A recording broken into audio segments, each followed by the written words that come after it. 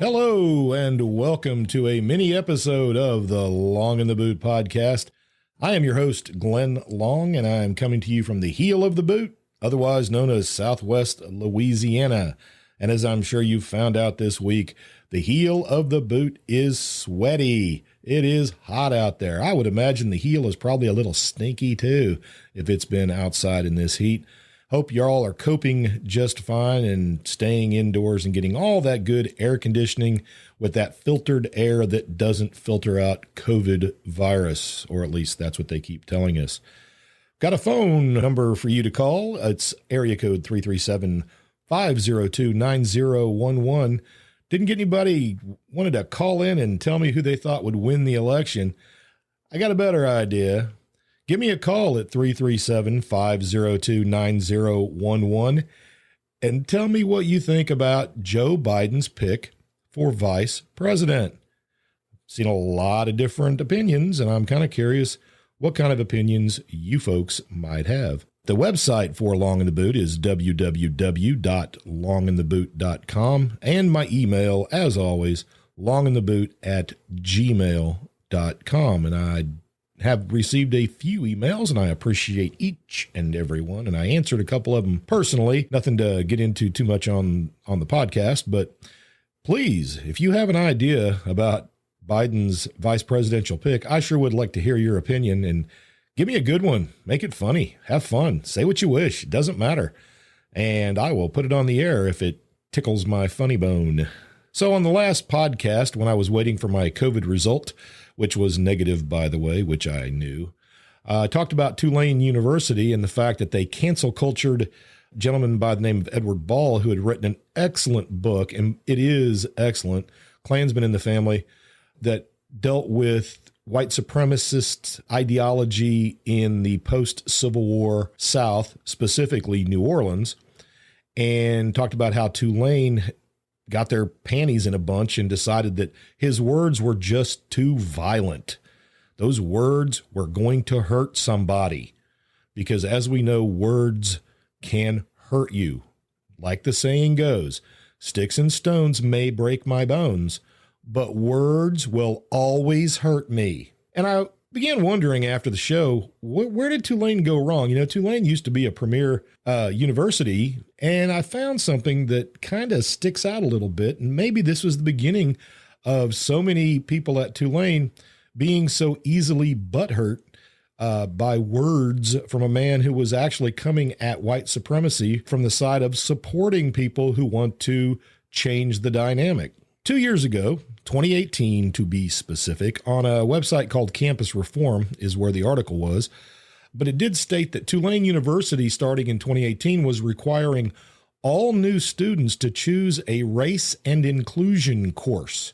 Now, they already had 16 required courses for graduating from Tulane, though they added this one to it, so it made it 17 courses. But race and inclusion, the new requirement came after many students, supposedly, we don't have any proof of this, after many students reported that their perceptions of a diverse campus were not met when they came to Tulane. I don't know what they thought Tulane was going to give them, but there was not a diverse campus. Now, if they had gone to Tulane back in the 1800s, they would have absolutely been correct because only white students were allowed to go to Tulane. That is no longer the case. There might be reasons why there is a preponderance of white folks, which I'll get to in just a second. Anyway, needless to say, some people were not happy about this new requirement, and some people thought it was a great idea. Tulane announced that all new enrollees will be mandated to enroll in a course that focuses at least 60% of its content on race and inclusion to help students understand the increasingly diverse society they live in. Courses they could take include Dear White People, or Critical Race Theory, or how about this one? This one sounds fun. Introduction to Fiction, Race and Inclusion. Yes, I know. Does sound fun, doesn't it? Oh, man. Professor Michael Cunningham, who advocated for the new requirement, but doesn't actually teach any of the classes, told Campus Reform that the requirement was partially prompted by students' disappointment with the lack of diversity engagement on campus. Like that's the school's responsibility. He said, one of the reasons that students reported a desire to attend Tulane was because of the perceived diversity. Many students reported that their perceptions were not met when they got to campus. The new requirement will also prepare Tulane students to work as part of a diverse workforce, he added. And he added something else as well, and I'm going to go ahead and do it with his voice because, after all, he's a professor, and I am sure a very brilliant man, because only brilliant men are professors at major universities. He said, quote, "Well, by the year 2044, the U.S. population will be comprised of a majority of people from racial, ethnic, and linguistic diverse backgrounds. Thus, the normal experience of growing up in the U.S. is inclusive of the experiences from racial and ethnic minority populations." Now, I don't know if that's what he sounded like, but that's how I heard it. One of the classes that fulfilled the requirement for that semester in 2018 was Introduction to Fiction, Race and Inclusion, taught by Joel Dinerstein. Or Dinerstein.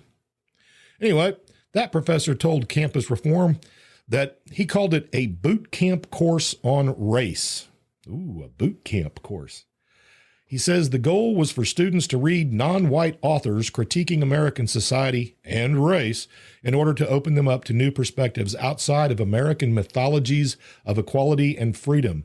Notice he says that equality and freedom are myths in the United States. The class, as I said, was added to the 16 classes that students already were forced to take. But what about the other side? What about students who said, wait a minute, maybe there's something else at play here? Peyton Lofton, president of Turning Point USA, their chapter at Tulane, said, there might be a better way to help minorities on campus. Peyton said, if Tulane truly wants to address racial diversity of the student body, they need to focus on the biggest barrier preventing students from disadvantaged groups from attending Tulane, and that's cost. Currently, Tulane's cost of attendance, now remember this is 2018, Tulane's cost of attendance is $72,236 per year, and that cost goes up by an average of 3% annually. That might just be the thing that's keeping poor people from attending Tulane. That might be it. Wow. What do you know? Marcus Maldonado, president of the Young Americans for Liberty chapter at Tulane, said he supports the diversity and inclusion requirement, but he does worry that it might promote progressive views on the differences between certain racial or gender communities rather than promote open discussion about these differences. Maldonado said diversity of opinion and thought ought to be promoted in any class focused on inclusion. And Rachel Altman, vice president of Young Americans for Liberty, said she wishes the classes would focus on religious and political diversity too. She said, I've noticed problems at Tulane with people making blanket statements about people with different political views and refusing to engage in open discussions. Really? Is that what you think? Have you been on Facebook? That's not just at Tulane. Here's an idea, and this is my idea. If we need to lower the price at Tulane to allow people from, underprivileged groups to be able to attend Tulane, then I think the professors who are pushing for this diversity and inclusion training should take a 50% pay cut, and that money should be used to lower the cost for those students. Consider it a form of welfare or socialism, but in a small group. If you come from a family that is considered under the poverty line and you want to go to Tulane and you have the grades to do it, well, then we'll take half of the professor's pay and use that to offset the difference of going to Tulane. Because after all, Tulane at 72 and we add 3% a year, so it's been 2 years. Let's just say round it off to a nice even $75,000 a year. So $300,000, nearly $750,000 to attend Tulane University. I think that the way to do it is to have the professors put their money where their mouth is. Why wouldn't they be willing to take a pay cut and help these poor, underprivileged students?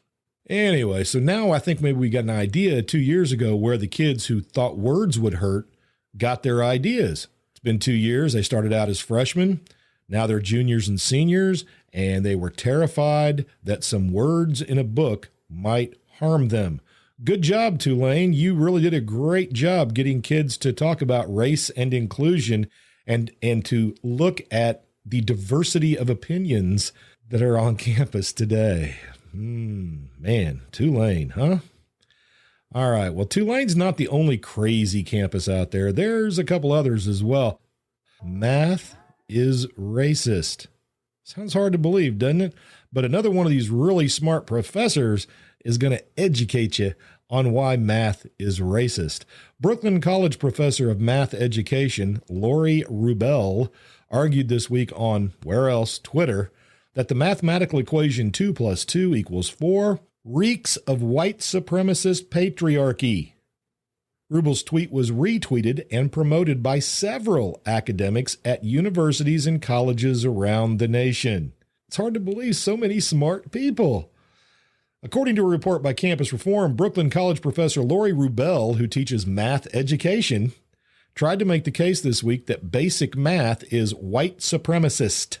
The tweets are part of a larger trend in recent scholarship by American academics, many of which have argued that objective truth is a social construct. Think about that for a minute. Objective truth is a social construct. She says, the idea that math or data is culturally neutral or in any way objective is a myth. I'm ready to move on with that understanding. Who's coming with me?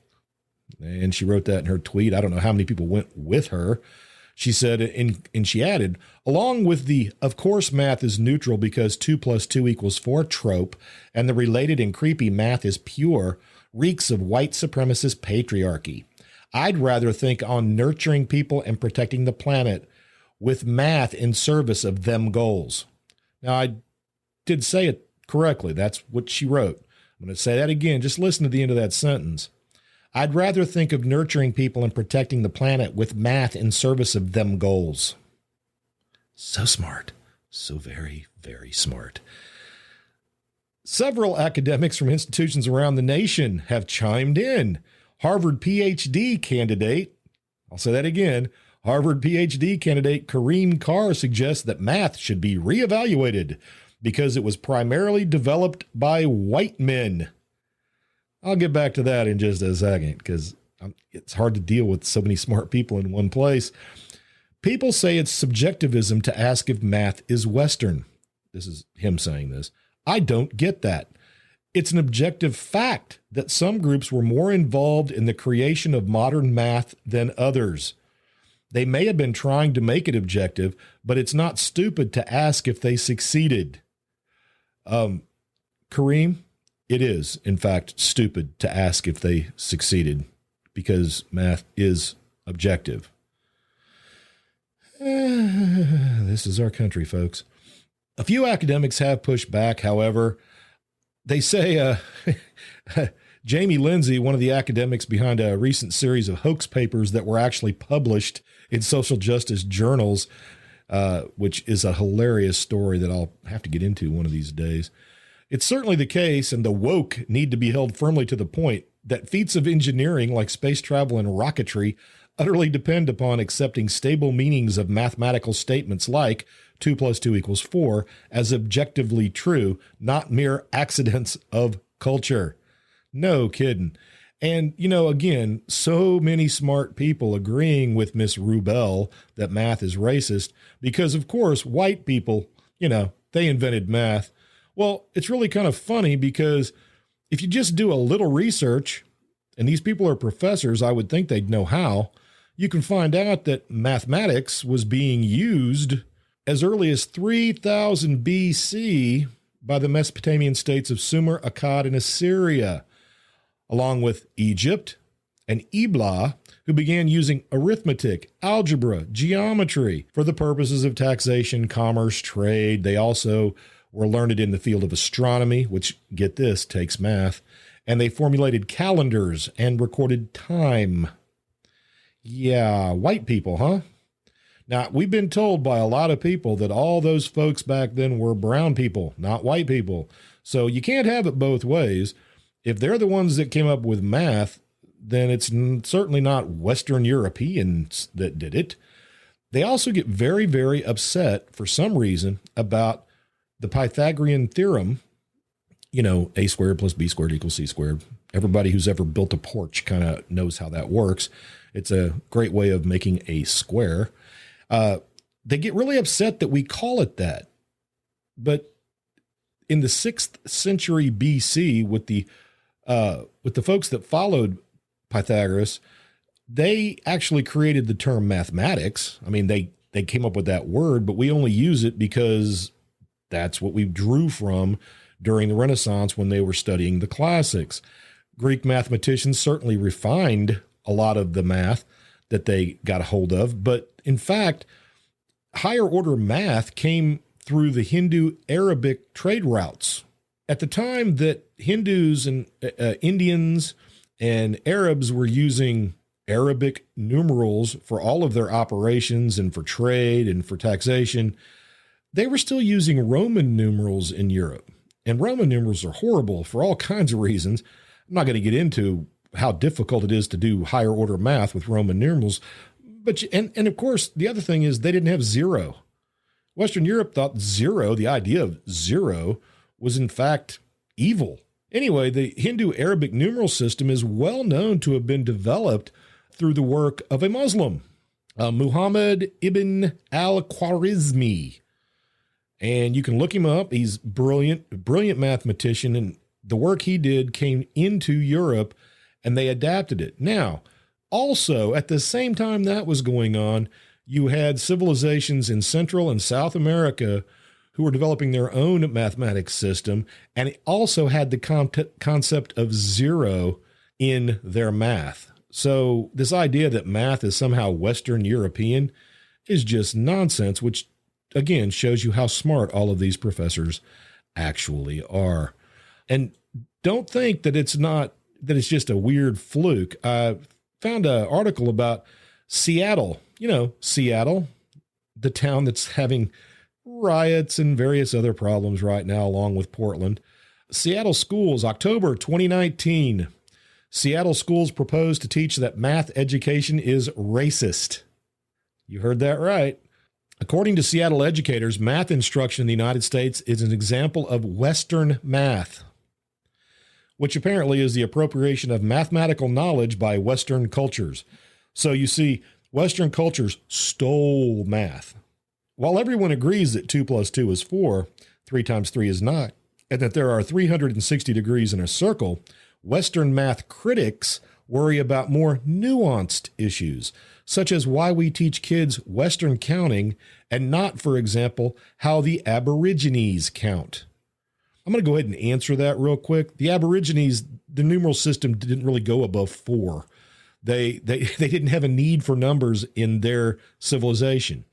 There's videos, there's documentaries that I've seen that talk about the fact that the Aborigines, for instance, don't have numbers for distance. They have songs. They use songs to know how far they've walked, and the song goes a certain distance. But math isn't cultural.